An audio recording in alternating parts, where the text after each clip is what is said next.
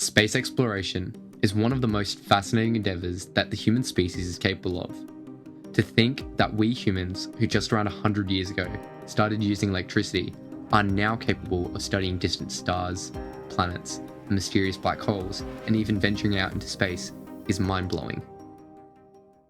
After the space race between the Soviet Union and the United States of America, the world thought that space exploration would continue at the same or even greater pace. That, unfortunately, was a wrong prediction. After all the Apollo missions, human presence in space slowly declined from the lunar surface to just low Earth orbit. From 1972, human presence was, and practically still is, bound to space stations around Earth. In 2011, the space shuttle program was cancelled, and NASA, along with the ESA, became dependent on the reliable but ancient Soyuz rocket from any human access to space.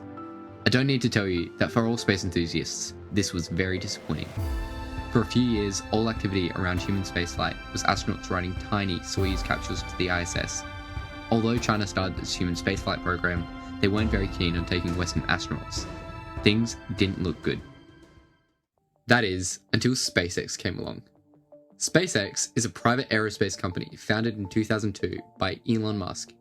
After their first orbital flight, which was also the first time a private company reached orbit, they set their focus on something unique, something that no one had ever done before: reusable rockets. In 2015, SpaceX landed their booster for the first time.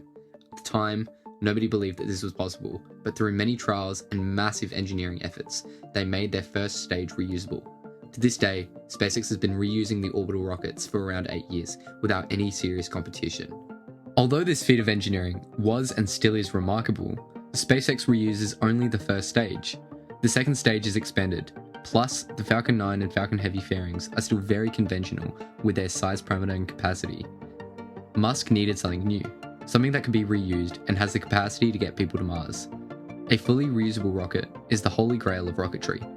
Why? Because for a long time, we've had the technology to get to Mars, but the major problem in spaceflight has been the cost.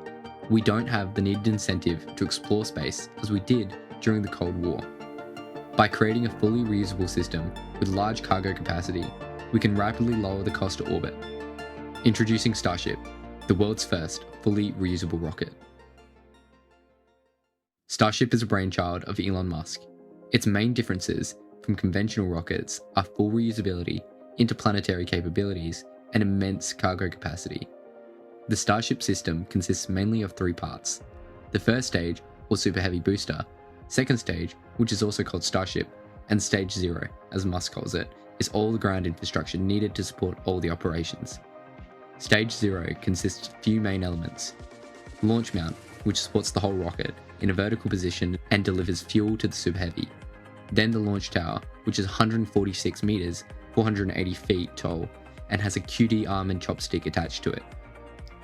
The QD arm delivers fuel to the second stage, and the so-called chopsticks stack the Starship on top of the Super Heavy.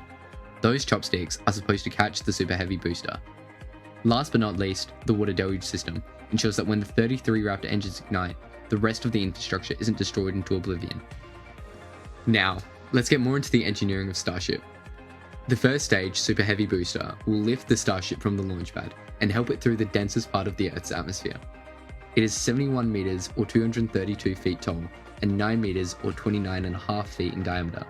This monster requires 33 Raptor engines. The second stage, which is also called Starship, is equipped with a heat shield and flaps, so it can perform its signature belly flop maneuver. Through this maneuver, Starship will be able to withstand atmospheric heat and then land, be it on Mars or Earth.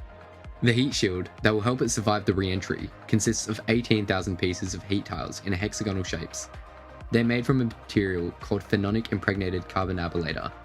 This material is very resistant to extreme temperatures, as it can tolerate 2,500 degrees Celsius, which is around 4,530 degrees Fahrenheit.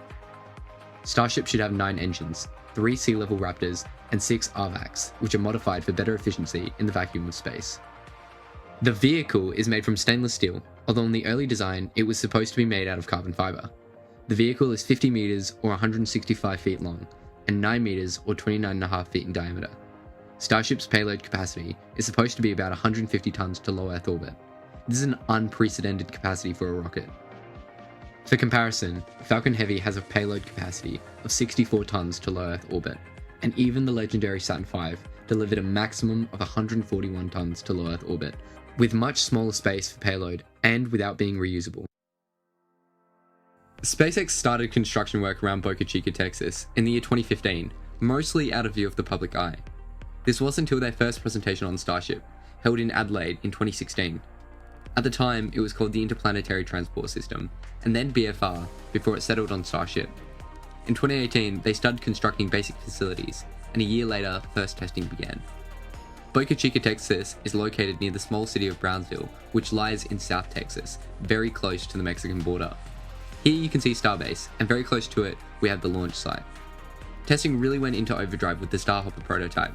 This was the first time we got to see Raptor engines fly, and it was a fantastic proof of concept. Shortly after that, SpaceX moved on to the SN prototypes, with varying levels of success, until SN5 and SN6, which once again did minor hops as incomplete prototypes. SN8 was the first fully assembled prototype that was flight capable, and it took off on December 9, 2020. SN9 followed, then SN10, which actually landed before exploding, and then finally after SN11, SN15 successfully touched down on May 5, 2021, and the world went nuts as this crazy dream got its first taste of reality. In April of 2023, Starship, along with Super Heavy Booster, performed the first full stack launch. It lasted for almost exactly 4 minutes, but as it was diverting dangerously off course, SpaceX used the flight termination system to end the launch. It proved many amazing things along the way, and showed how well thought out the Starship architecture is. Before the launch, SpaceX CEO Elon Musk emphasized the extreme likelihood of this eventual outcome, with the words "excitement guaranteed." By all space enthusiasts, this was seen as a very early test flight, and did not have a very high likelihood of success. Despite this, it really exceeded expectations, clearing the launch tower and carrying on mightily until engine failure caused by damage from the launch tower had become fatal. Overall, Starship has become a wonder of engineering, adored by tank watchers all over the globe, who cling to their screens watching NASA spaceflight and Lab Padre eagerly for the hit of Starship before their morning coffee. With time, Starship will enable a self-sustaining civilization on Mars. With each passing launch window, the number of people on Mars will grow, and Mars will become a thriving civilization, safeguarding the light of consciousness for life as a whole. One day, sooner than we realize, we may soon be able to terraform Mars into a new home for life throughout the universe. Thank you so much for watching our video about Starship. If you liked it, please leave a like and subscribe.